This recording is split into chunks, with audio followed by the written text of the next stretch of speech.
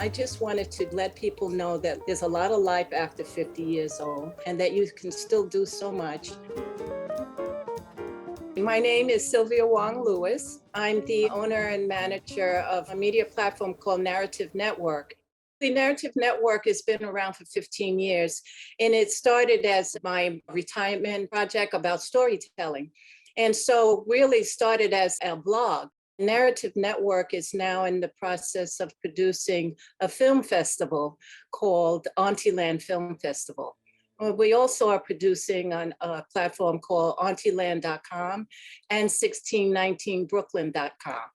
The film festival actually launches on March 8th, which is International Women's Day. It's a day that recognizes globally women's work. The film festival really came out of the quarantine. I started thinking about my ancestors and my friends and people, and I was thinking about all of the stories that were unwritten. And so I thought, I think that I could take Auntyland, which had already been established. That's a platform for stories about aunts, mostly multicultural aunts. And that's my goal, is to connect the generations. I come from a multicultural, multi-ethnic background. My father's people are from the South, the American South, and they're from Mississippi and Louisiana. So that's one set of my family. And then the other side of my family, my mother's side, they're Chinese West Indian, actually Chinese Trinidadian. And then it comes to me. I'm almost 70 years old. I come up in a generation that comes out of the civil rights era and the Black arts movement. I became a filmmaker late in life, actually, and it was in my role as an aunt that it happened. So that's kind of how I named my company Auntyland, because I was just minding my business one day and I got a call from a young lady. She said, "Hello, you don't know me, but you're my aunt. I'm your niece." And I said, "Oh, really?" I said, "Where have you been all these years?" And she said, "Oh, I've been in foster care." And then she says, "Could you tell me who I am?" I mean, she had all these questions. And then she said, "And what were my grandparents like?" Meaning my parents. So I created a film called Shanghai to Harlem as a way to explain what our family was, who our family was. It's a immigration and a migration story. Part of that story is slavery too. So, and I'm very interested in slavery. Our family was part of that. I'm a descendant of enslavers and enslaved people. And you look at my face and you say, what is she? And I'm a combination, a result of that history. That's what I am. And why are those Chinese people in Trinidad? They went there because they were indentured servants. And why did they need indentured servants in the Caribbean? Because the enslavement of Africans was outlawed. I'm telling world history stories, but also sharing our family. My grandfather and my grandmother, who I talk about in my film, they came to New York in 1919 during the Harlem Renaissance.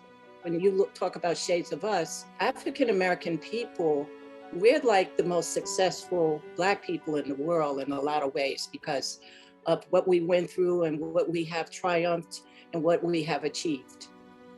I am a BIPOC person, Black, Indigenous, person of color. The world needs our stories. And why do they need our stories?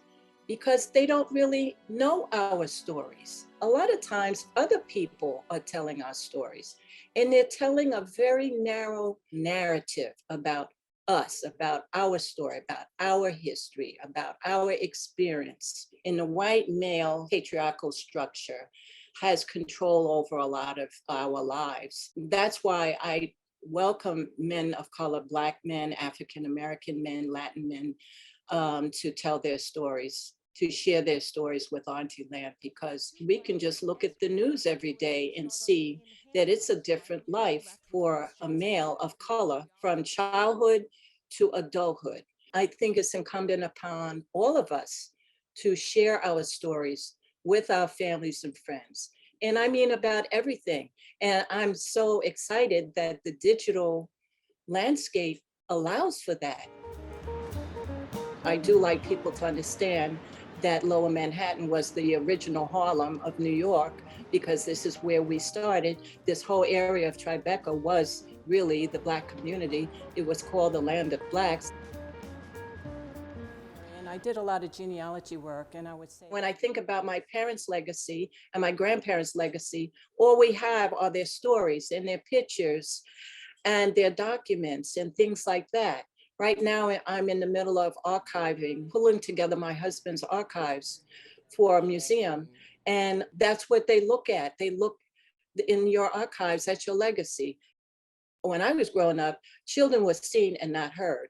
We could have all the thoughts we wanted to have, but we really weren't free to just express ourselves. So I'm feeling very optimistic that young people are telling more stories and sharing more stories about their lives.